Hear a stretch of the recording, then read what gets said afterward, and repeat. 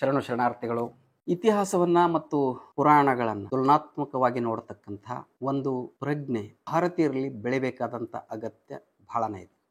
ಸಾಕಷ್ಟು ಸಲ ನಮಗೆ ಈ ಪುರಾಣಗಳು ಹಾದಿ ತಪ್ಪಿಸುವ ಕೆಲಸವನ್ನು ಮಾಡ್ತವೆ. ಇತ್ತೀಚೆಗಂತೂ ಪುರಾಣಗಳೇ ಭಾರತದ ನೈಜ ಇತಿಹಾಸಗಳು ಅಂತ ತಿರುಚುವ ಕೆಲಸ ಕೂಡ ಆರಂಭ ಆಗಿದೆ. ಇತಿಹಾಸ ತಿರುಚುವಿಕೆಯ ಅನೇಕ ಘಟನೆಗಳು ನಾವು ಬಹಳ ವಿಮರ್ಶಾತ್ಮಕವಾಗಿ ತೀಕ್ಷ್ಣವಾದ ತೌಲನಿಕವಾದ ದೃಷ್ಟಿಕೋನದಿಂದ ನೋಡುವ ಅಗತ್ಯ ಇದೆ. ನಂಬಿಕೆ ಮತ್ತು ತಿಳುವಳಿಕೆ ಇವೆರಡೂ ವಿಭಿನ್ನವಾದಂಥ ಪರಿಕಲ್ಪನೆಗಳು. ನಂಬಿಕೆಗಳು ತಿಳುವಳಿಕೆ ಇರಬೇಕು ಅಂತೇನಿಲ್ಲ. ಯಾರಾದರೂ ಏನಾದರೂ ನಂಬಿಸಿದರೆ ನಾವು ಬಹಳ ಬ್ಲೈಂಡ್ ಆಗಿ ಕುರುಡುತನದಿಂದ ಅವನ್ನು ನಂಬಿಬಿಡ್ತೇವೆ. ತಿಳುವಳಿಕೆ ಇದ್ದಲ್ಲಿ ನಂಬಿಕೆ ಇರೋದಿಲ್ಲ.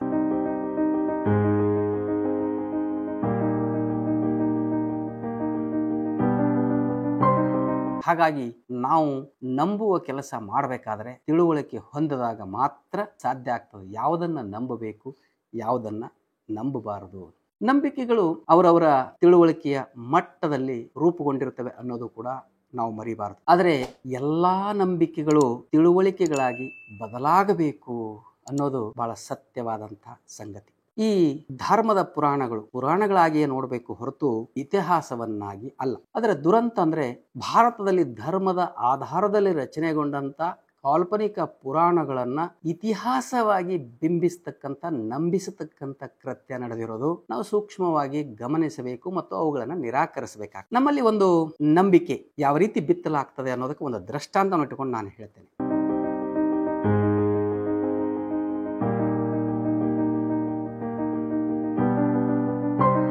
ಕ್ಷತ್ರಿಯ ರಾಮ ಆತ ಇದ್ದದ್ದು ತ್ರೇತಾಯುಗದಲ್ಲಿ ಅಂತ ನಮ್ಮ ಪುರಾಣಗಳೇ ಹೇಳ್ತವೆ. ನಾವು ಯುಗಗಳನ್ನು ಲೆಕ್ಕ ಹಾಕೊಂಡಾಗ ಇದೊಂದು ಶುದ್ಧವಾದ ನಂಬಿಕೆ ಅನ್ನೋದು ಗೋಚರ ಆಗ್ತದೆ. ಅದೇ ಪುರಾಣದ ಪ್ರಕಾರ ತ್ರೇತಾಯುಗದ ಒಟ್ಟು ಅವಧಿ 12,96,000 ವರ್ಷಗಳು. ಇಡೀ ತ್ರೇತಾಯುಗದ ಅವಧಿ ಏನಿದೆಯಲ್ಲ ಅದು 12,96,000 ವರ್ಷ.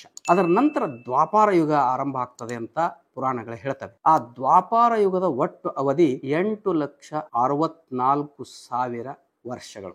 ಇದ್ರ ಜೊತೆಗೆ ಪುರಾಣ ಇನ್ನೊಂದನ್ನು ಹೇಳ್ತದೆ. ಈ ಕ್ಷತ್ರಿಯ ರಾಮ 11,000 ವರ್ಷ ಈ ದೇಶವನ್ನ ಆಳದ ಅಂತ ಪುರಾಣಗಳು ಹೇಳ್ತವೆ. ಅಂದ್ರೆ ಇದು ತ್ರೇತಾಯುಗದ ಅವಧಿ ಅಂತ ನಾವು ಅಂದುಕೊಂಡ್ರೆ ಅದರ ನಂತರ ದ್ವಾಪಾರ ಯುಗದ ಅವಧಿ 8,64,000 ವರ್ಷ ಪ್ಲಸ್ ಅದಕ್ಕೆ ಕಲಿಯುಗದ ಅಂದಾಜು ಒಂದು 5,000 ವರ್ಷ ನಾವು ಆಡ್ ಮಾಡಿದ್ರೆ ಒಟ್ಟು ರಾಮ ಅಂತ್ಯ ಆಗಿ 8,69,000 ವರ್ಷಗಳು ಅವರ ಅಂಕಿಅಂಶಗಳ ಪ್ರಕಾರ. ರಾಮ ಬದುಕಿದ್ದು ತ್ರೇತಾಯುಗದಲ್ಲಿ. ತ್ರೇತಾಯುಗದ ಅವಧಿ 12,96,000 ವರ್ಷ. ಆತ 11,000 ವರ್ಷ ಆಳಿದ.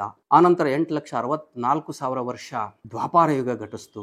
ಆನಂತರ ಕಲಿಯುಗದ ಈಗ 5,000 ವರ್ಷಗಳು ದಾಟಿ ಹೋದವು. ಅಂದ್ರೆ ಇವತ್ತಿಗೆ ರಾಮ ಕೊನೆಯಾಗಿ 8,69,000 ವರ್ಷಗಳು ಅಂತ ಒಂದು ಅಂದಾಜನ್ನು ನಾವು ಮಾಡ್ಕೋಬಹುದು.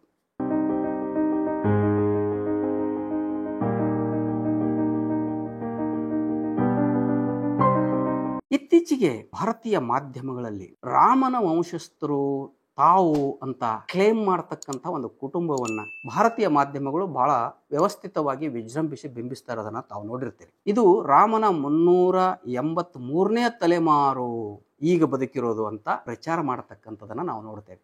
ವಾಟ್ಸಪ್ಗಳಲ್ಲೂ ಕೂಡ ಆ ಇಡೀ ರಾಮನಿಂದ ಮೊದಲುಗೊಂಡು ಅಥವಾ ರಾಮನಿಗಿಂತ ಮೊದಲು ಇಕ್ಷ್ವಾಕು ವಂಶದ ಎಲ್ಲ ವಂಶ ವೃಕ್ಷವನ್ನ ಕೊಡ್ತಾ ಅವರು 383ನೇ ತಲೆಮಾರಿಗೆ ತಂದು ನಿಲ್ಲಿಸ್ತಾರೆ ವಾಟ್ಸಪ್ ಯೂನಿವರ್ಸಿಟಿಯ ಪದವೀಧರರು. ಸರ್ಕಾರದ ಒಂದು ಅಂದಾಜಿನ ಪ್ರಕಾರ ಒಂದು ತಲೆಮಾರಿಗೆ ಒಂದು 25 ವರ್ಷ ಅಂತ ನಾವು ಕನಿಷ್ಠ ಹಿಡ್ಕೊಂಡ್ರೆ ಆ ಪ್ರಕಾರ 383 ತಲೆಮಾರುಗಳು ಅಂತಂದ್ರೆ ಕನಿಷ್ಠ 9,500 ವರ್ಷನೋ 10,000 ವರ್ಷನೋ ಪುರಾಣದ ಪ್ರಕಾರ 8,66,623 ವರ್ಷಗಳಲ್ಲಿ ಈ 9,500 ಅಥವಾ 10,000 ವರ್ಷಗಳಲ್ಲಿ ಇದು ಎಲ್ಲೂ ತಾಳೆನೆ ಆಗೋದಿಲ್ಲ. ಸುಮಾರು 8,56,000 ವರ್ಷಗಳ ಅಂತರ ಇಲ್ಲಿ ನಮಗೆ ಗೋಚರಿಸ್ತದೆ.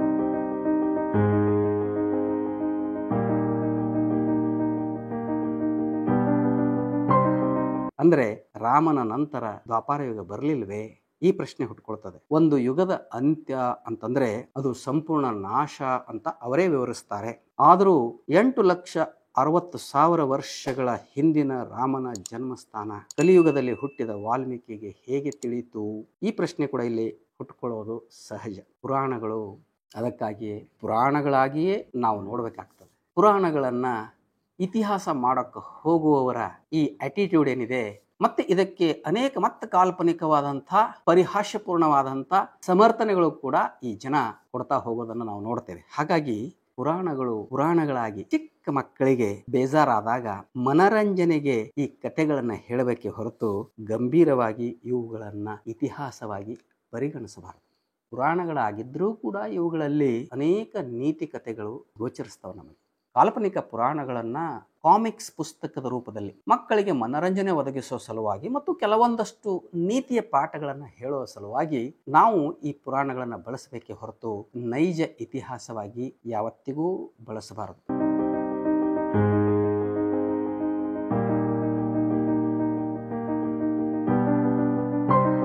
ಒಂದು ವೇಳೆ ಭಾರತದ ಮಕ್ಕಳು ಪ್ರಜ್ಞಾವಂತರಾಗಿ ಪ್ರಜ್ಞೆ ಮೂಡದಂತೆ ನೋಡಿಕೊಳ್ಳುವ ಕೆಲಸಗಳು ನಿರಂತರವಾಗಿ ಈ ಕಥೆಗಳನ್ನು ಹೆಣದವರು ಮಾಡ್ತಾನೆ ಇರ್ತಾರೆ. ಹಾಗಾಗಿನೇ ನಮ್ಮಲ್ಲಿ ಬಹಳ ಉನ್ನತ ಮಟ್ಟದ ಶಿಕ್ಷಣವನ್ನು ಪಡ್ಕೊಂಡು ಅಮೆರಿಕಕ್ಕೆ ಹೋದರೂ ಕೂಡ ನಮ್ಮ ಸಾಫ್ಟ್ವೇರ್ ಇಂಜಿನಿಯರ್ಸ್ಗಳು ಅಮೆರಿಕದ ಕೆಲವು ಕಾಲನಿಗಳಲ್ಲಿ ವೆಂಕಟೇಶ್ವರನ ಗುಡಿ ಕಟ್ತಾರೆ ಹೊರತು ಸೈನ್ಸ್ ಅಂಡ್ ಟೆಕ್ನಾಲಜಿಯ ಕುರಿತು ಯಾವುದೇ ಜಾಗೃತಿ ಕಾರ್ಯ ಮಾಡಿದ ಉದಾಹರಣೆಗಳು ನಮಗೆ ಸಿಗೋದಿಲ್ಲ. ಪ್ರಜ್ಞೆ ಜಾಗೃತಗೊಳ್ಳೋದನ್ನ ತಡೆಯುವ ಒಂದು ತಂಡವೇ ನಮ್ಮಲ್ಲಿ ಇದೆ. ಹಾಗಾಗಿ ಒಂದು ವೇಳೆ ಮಕ್ಕಳು ಪ್ರಜ್ಞಾವಂತರಾದರೆ ಈ ಯುಗಗಳ ಕುರಿತು ಪ್ರಶ್ನೆಗಳನ್ನು ಕೇಳ್ತಾ 11,000 ವರ್ಷ ಒಬ್ಬ ಮನುಷ್ಯ ಬದುಕುತ್ತಾನ ಅಂತ ಪ್ರಶ್ನೆ ಕೇಳ್ತಾ ಹೋದಾಗ ಅದಕ್ಕೆ ನಾವು ಮತ್ತೆ ಕಪೋಲ ಕಲ್ಪಿತವಾದ ಭಂಡ ಉತ್ತರಗಳನ್ನು ಕೊಡ್ತಕ್ಕಂಥ ಕೆಲಸ ಮಾಡ್ತೇವೆ. ನಮ್ಮ ಸಮರ್ಥನೆಗಳಿಗೆ ಯಾವುದೇ ಐತಿಹಾಸಿಕ ಸಮರ್ಥನೆ, ಐತಿಹಾಸಿಕ ದಾಖಲೆಗಳು ಇರೋದಿಲ್ಲ, ಹಾಗೆ ವೈಚಾರಿಕವಾದ ಹಿನ್ನೆಲೆನೂ ಇರೋದಿಲ್ಲ ಮತ್ತು ವೈಜ್ಞಾನಿಕವಾದ ಹಿನ್ನೆಲೆ ಕೂಡ ಇರೋದಿಲ್ಲ. ಅಸಂಗತಗಳನ್ನ ಸಮರ್ಥಿಸಿಕೊಳ್ಳಲು ಅನೇಕ ಅಸಂಗತಗಳನ್ನ ಹೆಣಿತಾ ಕೊನೆಗೆ ನಾವು ಜಗತ್ತಿನ ದೃಷ್ಟಿಯಲ್ಲಿ ನಗೆಗಡಲಿಗೆ ಈಡಾಗುವಂತ ಒಂದು ಸನ್ನಿವೇಶದಲ್ಲಿ ಭಾರತೀಯರನ್ನಾಗಿದೆ. ಹಾಗಾಗಿ ಇಡೀ ಭಾರತೀಯ ಪುರಾಣಗಳನ್ನ ಕಾಲ್ಪನಿಕ ಪುರಾಣಗಳಾಗಿ ಮಕ್ಕಳಿಗೆ ಮನರಂಜನೆ ಕೊಡಲು ಬಳಸಬೇಕೆ ಹೊರತು ಇತಿಹಾಸವಾಗಿ ನಾವು ಇವುಗಳನ್ನ ಪರಿಗಣಿಸಬಾರದು ಅನ್ನುವ ಪ್ರಜ್ಞೆ ನಮ್ಮಲ್ಲಿ ಮೂಡಬೇಕು ಅಂತ ನಾನು ಬಯಸ್ತೇನೆ. ಶರಣ.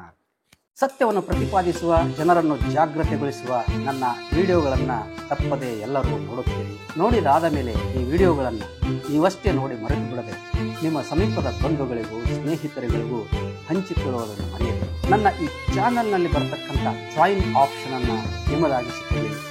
ಈ ಚಾನಲ್ಗೆ ಸದಸ್ಯರಾಗುವ ಮೂಲಕ ಚಾನಲನ್ನು ಬಲಪಡಿಸುವ ಕಾರ್ಯ ನೀವು ಮಾಡ್ತಾ ಹೋದರೆ ನಾನು ಕೂಡ ಅನೇಕ ನಿಗೂಢವಾಗಿ ಮರೆಯಾದ ವಿಷಯಗಳು ತಮ್ಮೆದುರುಗಡೆ ಇಡ್ತಾ ಹೋಗ್ತೇನೆ. ಎಲ್ಲರಿಗೂ ಶರಣ.